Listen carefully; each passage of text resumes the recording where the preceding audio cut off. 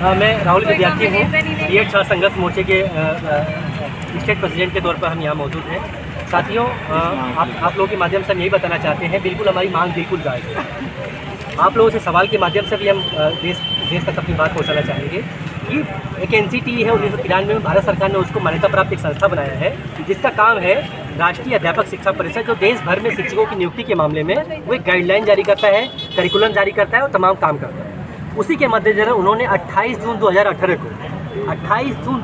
को NCT ने एक राजपत्र जारी करके बोला था, साफ शब्दों में लिखा गया था कि बीएड भी 1 to 5 मतलब प्राथमिक के लिए एलिजिबल है।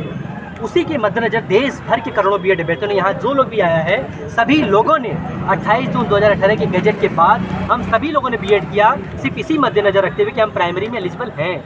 क्योंकि हायर के लिए, TGT PGT के लिए होता क्या है कि जो बीटेक कैंडिडेट हैं वो एलिजिबल नहीं होते हैं, बीकॉम कैंडिडेट वो एलिजिबल नहीं होते हैं, जो सब्जेक्ट कॉम्बिनेशन जिनका है वो एलिजिबल नहीं होते हैं। लिहाजा हम सबका एकमात्र उद्देश्य था कि हम प्राइमरी के लिए एलिजिबल हैं, हम बीएड की। हमने 2 साल बीएड किया, जितनी भी फीस सरकार ने मांगा हमने दिया।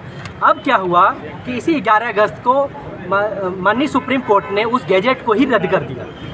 सवाल को सुप्रीम कोर्ट ने ये उठाया है कि NCT ने जो बजट बनाया था उसमें बहुत सारी खामियां थी, उन्होंने पूरा जो प्रक्रिया का पालन नहीं किया था, उन्होंने मनमाने तरीके कानून बनाया था। अब सवाल यही है कि उस मनमानेपन का शिकार हम क्यों हो, NCT की गलतियों की सज़ा हम क्यों भुगते हैं। यही पीड़ा लेकर, यही तकलीफ लेकर, यही आक्रोश लेकर हमारे सपने चौपट हो गए। हमने KBS में एग्जाम दे रखा था, उसके इंटरव्यू होने वाला है, हम उससे बाहर होने की कगार पर हैं। हमने BPSC का फॉर्म डाला था, 24-25 अगस्त को एग्जाम होने वाला है, वो एग्जाम से हम वंचित होने जा रहे हैं। हमने लगातार हमारी मांग सिर्फ यही है, बुनियादी मांग है कि NCT की गलतियों की सज़ा हम छात्र नहीं भुगतेंगे। इसके लिए चाहे जो कुछ भी करना पड़े, हमारी मांग सिर्फ है कि सरकार अध्यादेश लाए और बीएड कैंडिडेट को प्राथमिक में एलिजिबल बनाए।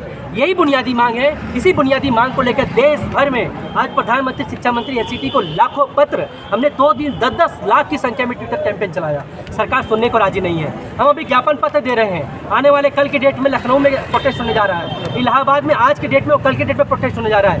देश भर में प्रोटेस्ट होगा। हम सरकार के खिलाफ प्रोटेस्ट कर रहे हैं। माननीय सुप्रीम कोर्ट के फैसले का हम स्वीकार करते हैं, क्योंकि उसके खिलाफ हमारा कोई सवाल नहीं है। हम सरकार से एक सवाल करते हैं, क्योंकि सरकार ने हमको डिग्री दिया था, इसलिए हम सरकार से सवाल कर रहे हैं, आपको हमको एलिजिबल बनाना पड़ेगा।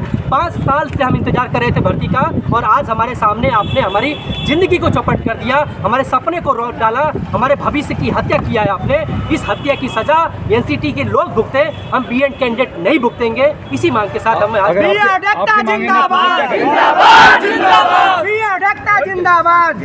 मांग पूरा नहीं होगी। हमें जो कुछ भी लोकतांत्रिक, संवैधानिक और शांतिपूर्ण तरीका हमें मिला हुआ है, हम उन तमाम तरीकों का इस्तेमाल करके सरकार को मजबूर बनाएंगे कि वो अध्यादेश बिल लेके आए। अगर वो दिल्ली सरकार के लिए, सेवा बिल के लिए वो अध्यादेश बिल ला सकती है, तो देश के करोड़ों बीएड अभ्यर्थियों के लिए अध्यादेश बिल क्यों नहीं।